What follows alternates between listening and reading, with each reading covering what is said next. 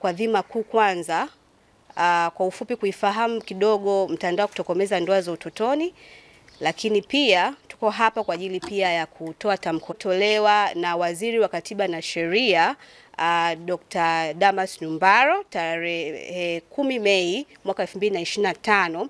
Tumekuja kama sauti moja kama wanamtandao kwa ajili ya kutoa tamko letu kulingana na kauli aliyoitoa ambayo inahatarisha au inaweza kusema inagusa moja kwa moja hizi harakati ambazo tumekuwa tukizipambania kwa miaka yote. Kwa hivyo basi ningependa kuchukua fursa hii kuwakaribisha wanachama kwa ajili ya kutoa tamko hilo. Asante sana mratibu na wanamtandao ambao mko hapa, lakini pia wadau wa vyombo vya habari ambao mmekuja kusikiliza tamko letu la mtandao wa kutokomeza ndoa za utotoni hapa Tanzania. Naitwa Rebecca Gyumi, ni mkurugenzi wa shirika la Msichana Initiative na ni mwanamtandao wa mtandao wa kutokomeza ndoa za utotoni Tanzania.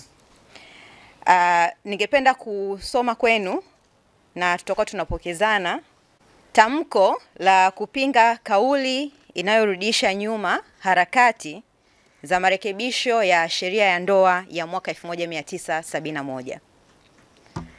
Ndugu waandishi wa habari, mtandao wa kutokomeza ndoa za utotoni Tanzania kama wadau wa haki za watoto tumesikitishwa na kauli iliyotolewa na Waziri wa Katiba na Sheria Dr. Damas Ndumbaro siku ya tarehe 10 mwezi Mei mwaka 2025 wakati wa mkutano na wanahabari jijini Dodoma, ambapo waziri alinukuliwa akisema baadhi ya ndoa zinagusa imani za watu. Huwezi kwenda kuzibadilisha hizi imani kwa kutunga au kubadilisha sheria pasipo kukaa na kupata ridhaa ya hawa watu. Na ridhaa hailazimishwi. Serikali ilielekezwa na mahakama, lakini kumbukeni lazima tupate ridhaa ya watu hawa wote. Ndugu waandishi wa habari na wananchi mnaotusikiliza, kama mtandao tumesikitishwa sana na kauli hii, ambapo nikiweza kuifafanua nafikiri mtapata nafasi ya kuiona.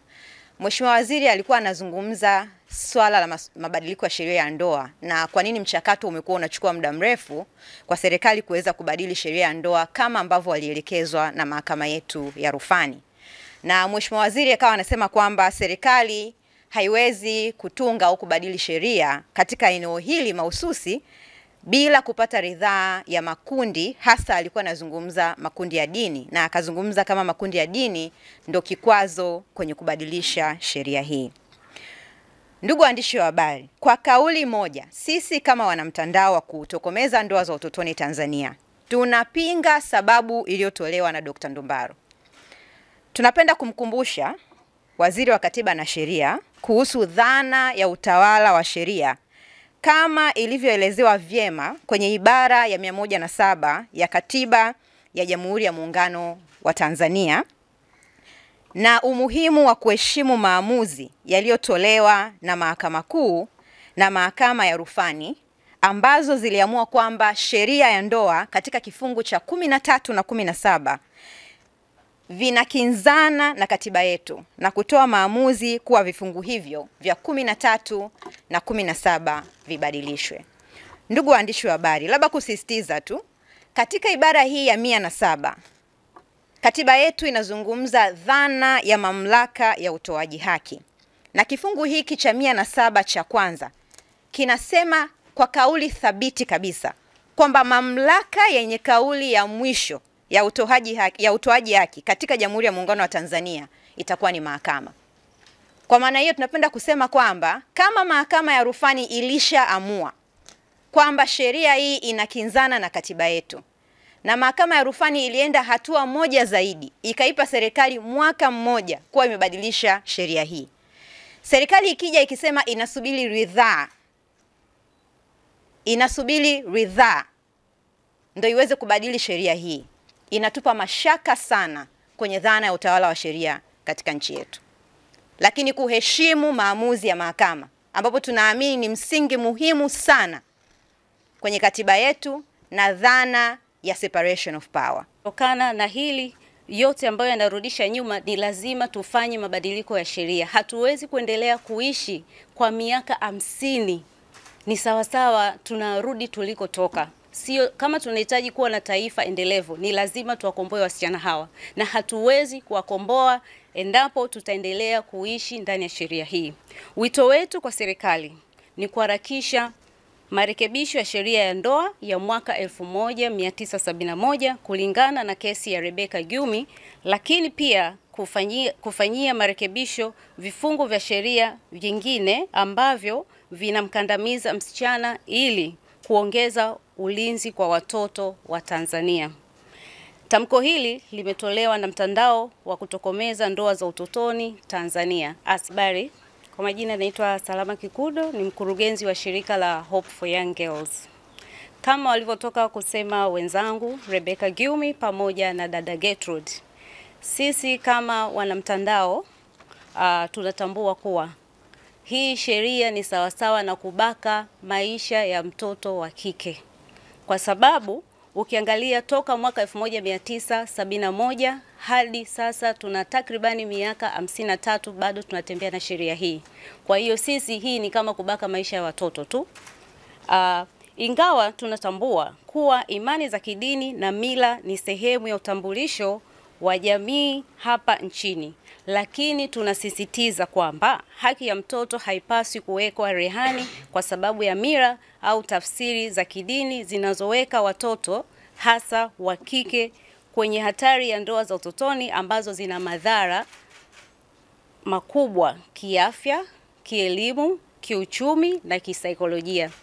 Ndugu waandishi wa habari, sisi tumekuwa tukifanya kazi katika maeneo mengi sana na tumeona namna wasichana wanavyotaabika, pamoja na kuwa sisi kama wanamtandao tuliotawanyika katika nchi nzima tumekuwa tukifanya jitihada nyingi sana kuwakomboa kiuchumi, kielimu, kiafya, pamoja na kuwakomboa familia zao, lakini bado tunaona kuna mkanganyiko au kuna kitu ambacho kinaturudisha sisi nyuma.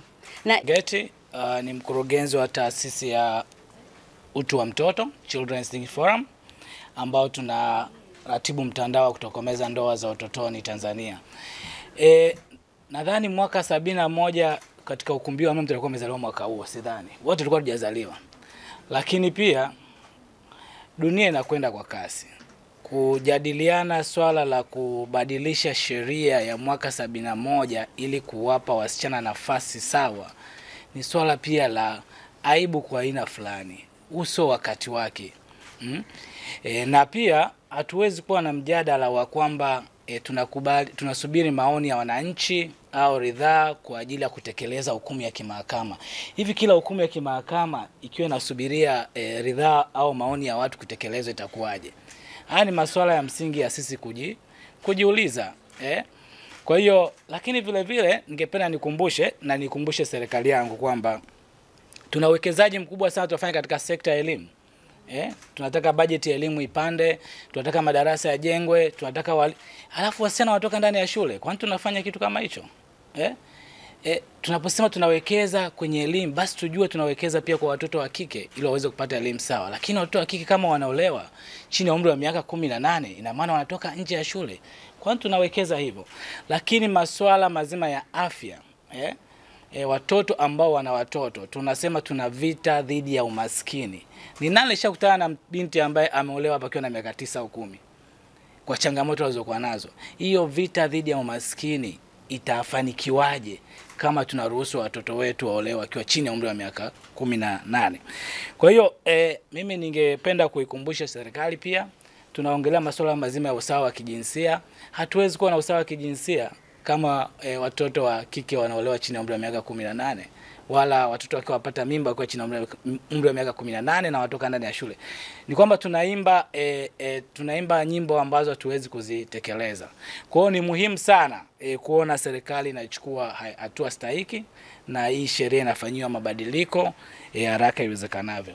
Asante sana, lakini hatukuweza kumpata na hatukumwandikia waziri wa katiba na sheria tu, lakini pia tulimwandikia waziri wa elimu, waziri wa afya na waziri wa maendeleo ya jamii, pia kwa ajili ya kujadiliana mabadiliko mazima ya sheria ya ndoa, tukiwa tunatambua kwamba ni swala la msingi sana, hasa huko tunapoelekea sasa hivi.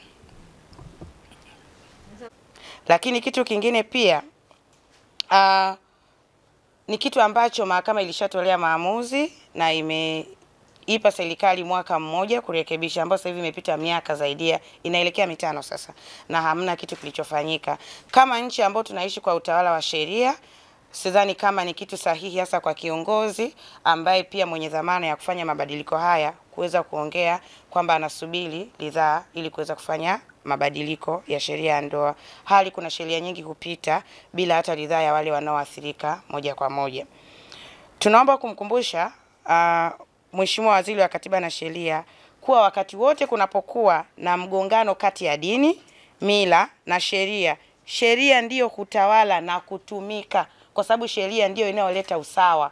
Dini zetu ziko tofauti, kuna wengine wa Kristo, kuna wengine Waislamu, kuna wengine hawana dini kabisa. Kwa uwezo ukasema kwamba utashi wa dini ndio uongoze maslahi ya jumla ya watu wote.